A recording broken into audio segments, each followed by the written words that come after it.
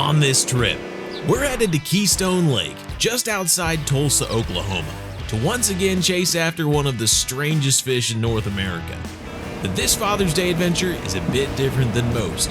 Joining me are my father and my father-in-law, as we set out in search of a fish that seems more at home in the fossil record than in a modern Oklahoma river. And once you see one up close, it's hard to disagree.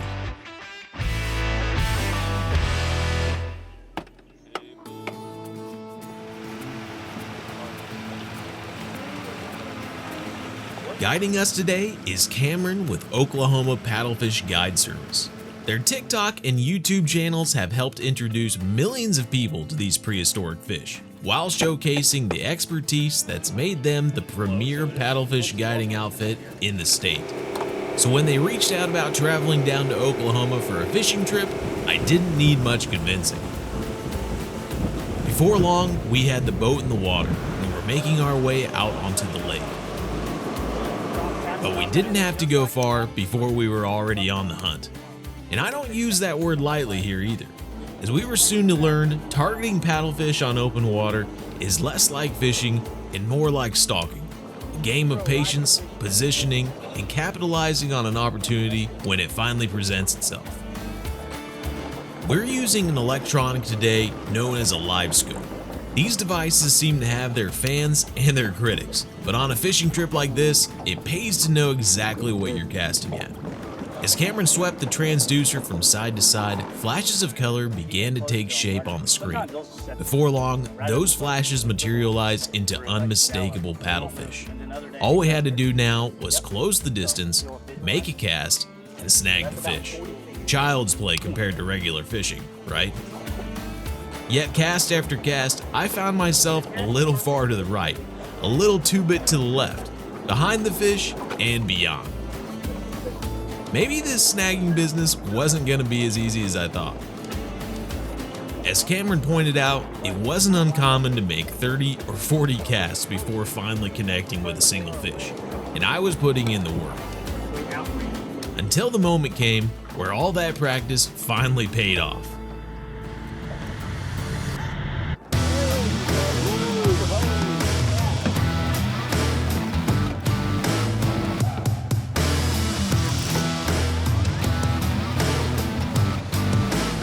We knew it wasn't a monster when we first started making casts towards it, but this fish was putting me through the ringer. It seemed to know exactly what to do, stripping line and pulling me beneath the boat, bending the rod in my hands like a candy cane. But after a few minutes of feeling like I was trying to pull up the drain plug from the bottom of the lake, a heavy splash finally broke the surface.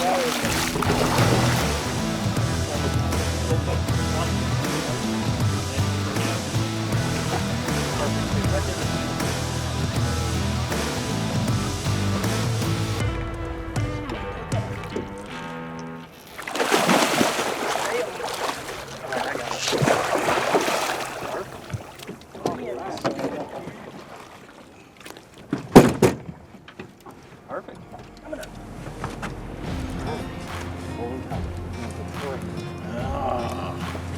Yeah, proper monster.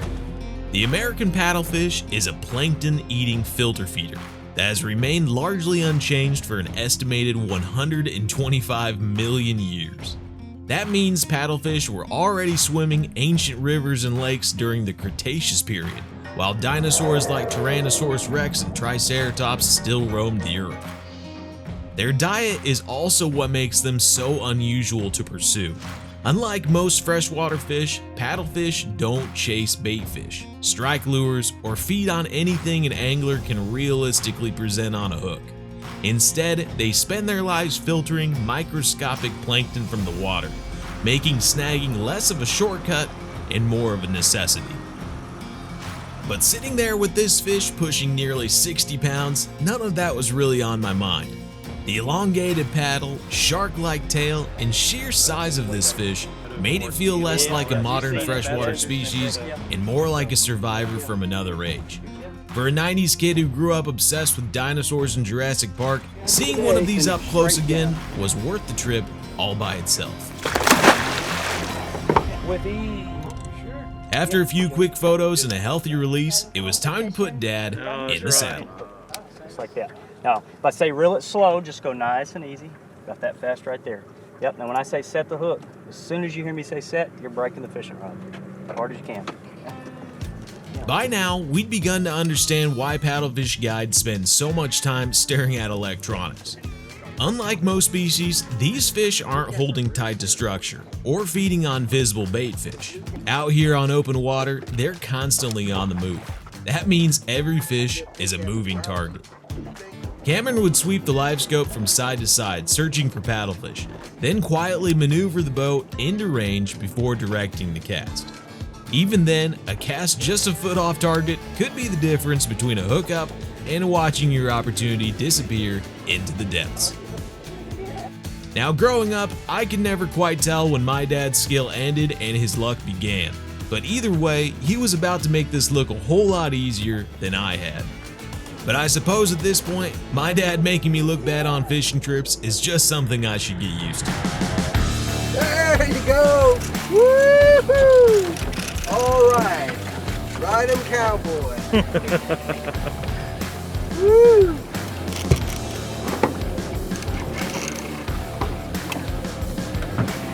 They'll pull you out of that sea.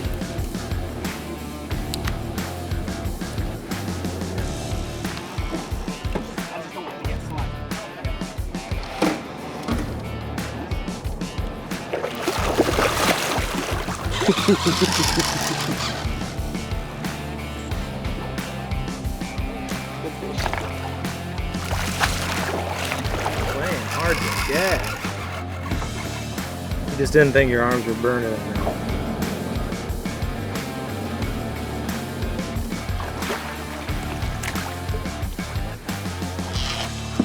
You got him.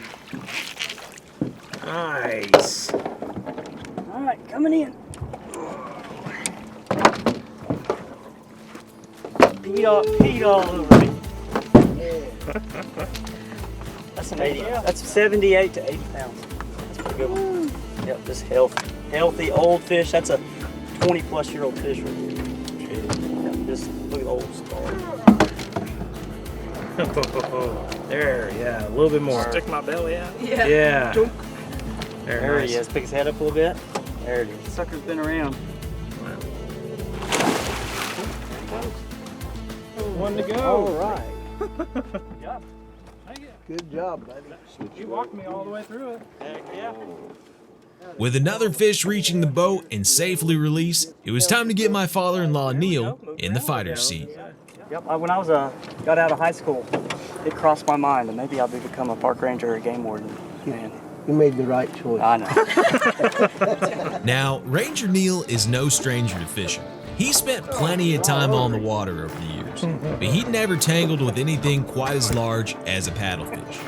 In fact, before the trip, he admitted he wasn't entirely convinced he'd be able to whip one himself. Might be too big for this old man. Fortunately, after a few casts, a paddlefish would soon be offering him a chance to test that theory. Ooh.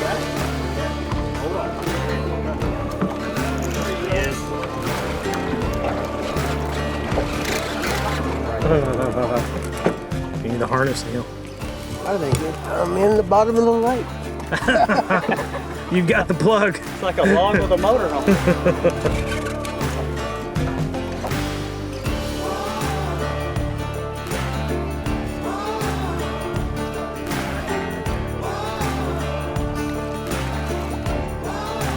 Pulling real hard.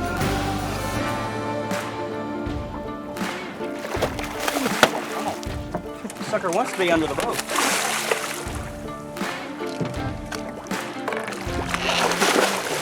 We got it. We got it. Snag.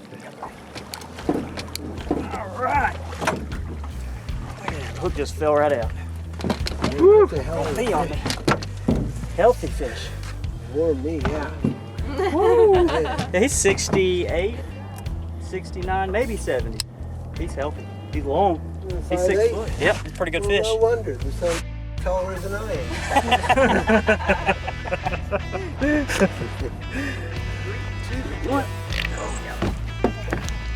am. burps. I'm gonna get him up on his belly.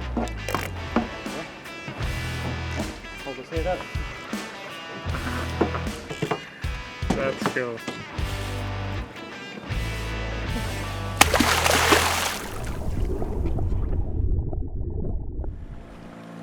With all three of us officially on the board, the pressure was off and the fun could begin. Over the next few hours, each of us added another paddlefish to the tally. Yeah, we wore him out, Chase. Good picture right there. The fish may not have been getting any easier to land, but the process was finally starting to click. But most of the time, that's about 80%. Hey.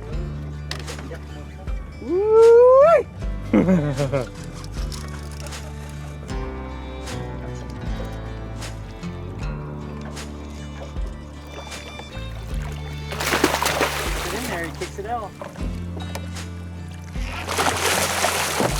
There we go. Right. We got Good it. job, baby. Good job. Yeah. Woo, woo. Man, that's another dark one. Yeah, that's a pretty He's been one. shallow. Rough or smooth? Well, to me it feels smooth, but you take a feel and see what you think. Yep, that's smooth.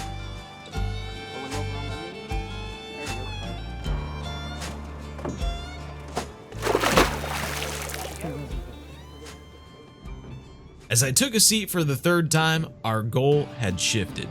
We'd already landed several paddlefish, but now we were looking for something truly impressive. One that could stretch beyond 6 feet in length. That meant leaving behind fish we would be gladly to cast at earlier in the day, and becoming a little bit more selective. To stack the odds in our favor, Cameron began focusing his attention on some of the deeper river channels that made up Keystone Lake. Bigger fish were known to frequent these areas, and if we were going to find a giant, this was as good a place to start as any. An hour passed with plenty of fish, but none that checked all the boxes. Then Cameron swung the live scope across the silhouette that made us stop and take notice. Cameron thinks it's the biggest one of the day.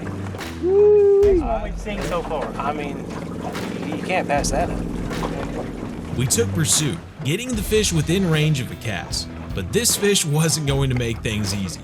Maintaining a steady pace of nearly 11 miles per hour, they knew we were there. And when one of my casts appeared to glance off of a fin, it took a sharp turn and doubled back under the boat. Just like that, it was gone. For the next 30 minutes, we searched. On any other vessel, this fish would have had to wait for another day. But we were on the hunt, and Cameron was locked in.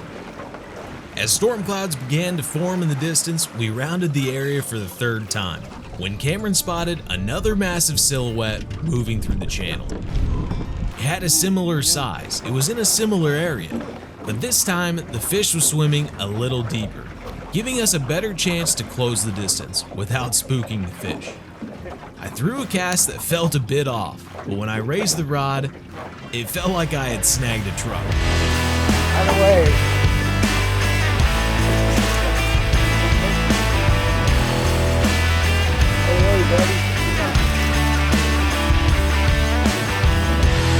Was this the same fish? There's no way to know for certain, but it certainly fought like a fish that had already slipped away once.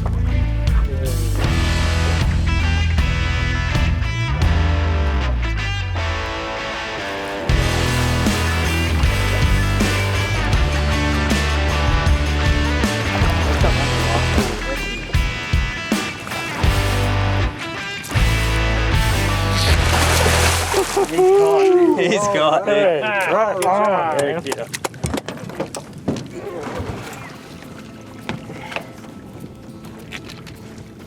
Heck yeah. Man, That's a fish now. man. Heck of a fight. Yeah, that And he was- initial run was, Oh. oh, it's big. Zero out. 87, 80s. bouncing. It's struggling. Oh I yeah, was I'm gonna say. struggling. I mean, yeah, 86 maybe. He's around right there mid 80s. Yeah, It's a good fish. that's the a good fish fish. isn't, I mean, he hasn't barreled out yet. He Yeah. hasn't started feeding. He's just a giant frame of a fish. It's so hard to picture one even bigger, you know? Oh, absolutely. But my God, that is a heck of a fish. So the length helps a lot, Yeah. but then like when they start rounding out like this, that's when they really pack on the pounds. They get full of poo, you know? And then, Yeah, there you but go. then you put them up there and then they crap 15 pounds. Uh-huh. You know. So that's why we weighed them first here. Yeah. You always weigh them first. That's a 30-year-old fish. Jeez. I mean, I'd say that just the tail itself, it looks aged versus some of the other paddlefish we've caught. Yeah, that sucker's been caught a few times. I mean, Look at the meat on that tail. I mean, jeez Louise. Big frame. At just beyond 6 feet and 85 pounds, this living fossil was nothing to overlook. Whether it was the same fish or not, it was exactly the kind of paddlefish we had spent the best part of the afternoon searching for. That's when you figure out how strong they are. Oh yeah. For over 100 million years, paddlefish have persisted through changing rivers, shifting climates, and the rise and fall of entire ecosystems. And somehow, against all odds, one was now laying in my arms.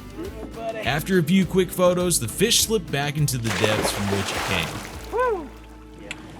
Man, Heck yeah, dude, that was good. that was awesome.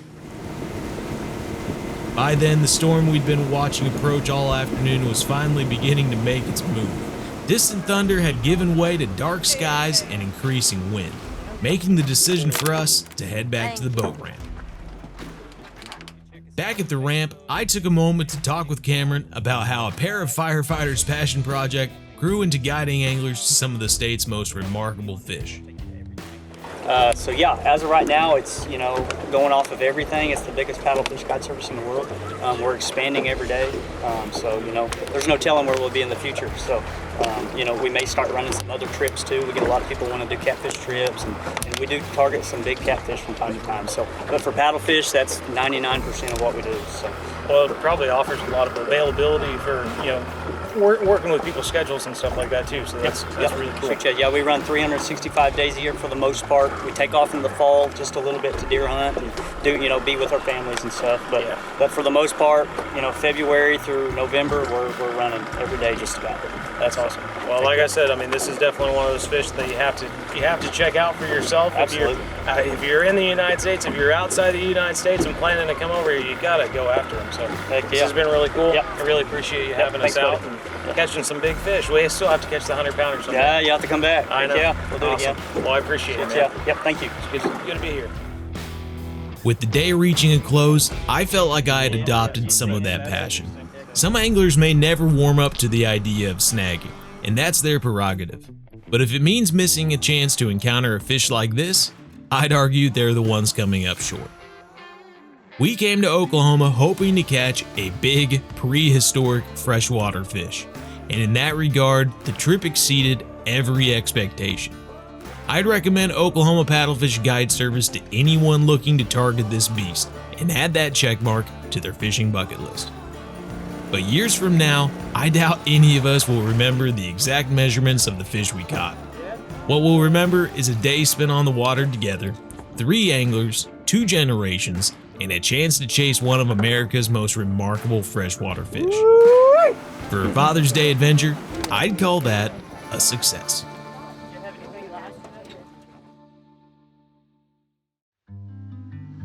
To the average Joe, I have a habit of jokingly describing my films as glorified family videos. And in the case of this adventure, celebrating the fathers in our lives, that couldn't be more true. But that week, we also found ourselves thinking about someone who wasn't there to celebrate with us. It marked the 1-year anniversary of the passing of Neil's wife, Kathy. Now, if you knew Kathy, chances are you have a story about her that still makes you smile. She had a wonderful sense of humor, a gift for making people feel welcome, and a habit of putting the needs of others ahead of her own. Whether she was cheering on her family or filling a room with song, she brought an energy that made people want to be around her. And while she wasn't with us on the water that day, there was something special about getting to spend that time with Neil, about sharing a boat, sharing a few laughs, and making a few new memories together. Allison likes to tell a story about how the night Kathy passed away, we saw a fox. And since then, we've always taken special notice whenever one crosses our path. On the night after our trip to Oklahoma, Allison and I pulled over to watch two young foxes have a moment playing beside the road, with Mama Fox carefully watching nearby. Maybe it was a coincidence, but between me and Allison, we like to think otherwise.